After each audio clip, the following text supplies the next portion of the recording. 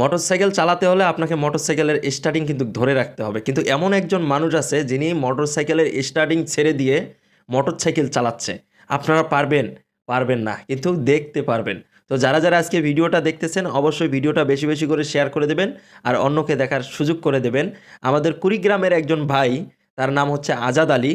তার অনেক বড় ইচ্ছা ছিল তিনি একটি মোটরসাইকেল কিনবেন এবং মোটরসাইকেল চালানো শিখবেন এবং তারপর সেটাকে নিয়ে তিনি ঘোরাফেরা করবেন। তো এরকম ইচ্ছা কিন্তু অনেক পুরুষ মানুষের কিন্তু থাকে যে আমি একটি মোটরসাইকেল কিনবো এবং সেই মোটরসাইকেলটাকে আমি চালাবো।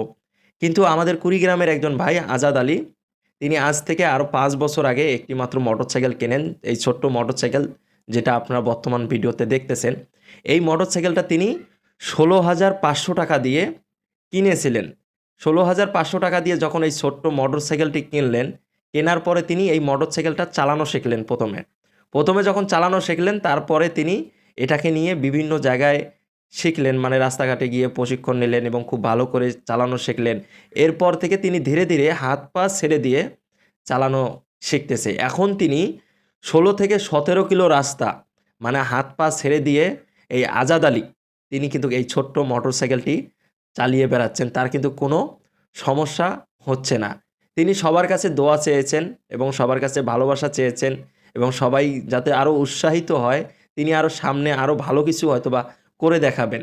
কিন্তু এই মানুষটাকে নিয়ে এলাকার লোকজন বলতেছে আমরা এর আগে এই ধরনের মানে একজন বাইকার কখনো দেখি নাই।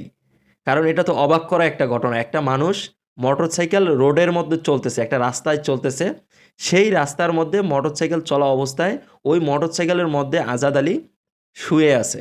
কেউ কি আছে? তাও আবার হাত পা ছেড়ে দিয়ে। কখনো মোবাইলে কথা বলতেছে, কখনো খাবার খাচ্ছে, কখনো বা শুয়ে আছে। বিভিন্ন সময় বিভিন্ন রূপে তিনি একটি মোটর গাড়ি চালাচ্ছেন, কিন্তু তার প্রত্যেকটা জায়গায় কিন্তু সফলতা ছিল। এটার কারণ কি?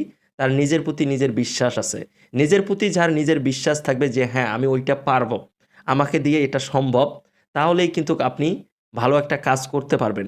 যখন দেখবেন আপনার মন যখন বলবে যে না আমি ওই কাজটা পারবো না এবং আপনি করারও চেষ্টা করতেছেন না, তাহলে ওই কাজে আপনাকে যেতে যাওয়া যাবে না। আপনি যদি যেতে চান, আপনার মন যদি বলে যে না আমি ওই কাজটা পারবো, আপনাকে অবশ্যই যাওয়ার দরকার।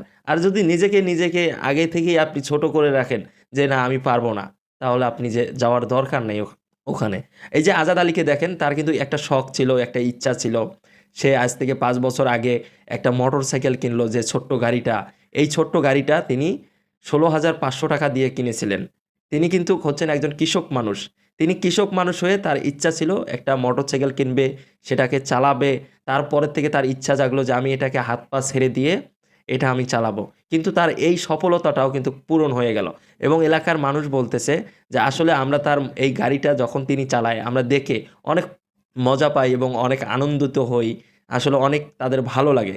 তো আজাদ আলী বলেছেন তার জন্য দোয়া করবেন, তাকে ভালোবাসা দেবেন, উৎসাহ দেবেন, যাতে তিনি এরপরে আরও সামনে হয়তোবা ভালো কিছু তার এলাকাবাসী, তার এলাকার লোকজনকে হয়তোবা আরও কিছু উপহার দেবে এবং তাদেরকে আনন্দিত করবে, তাদেরকে উৎসাহ দেবে।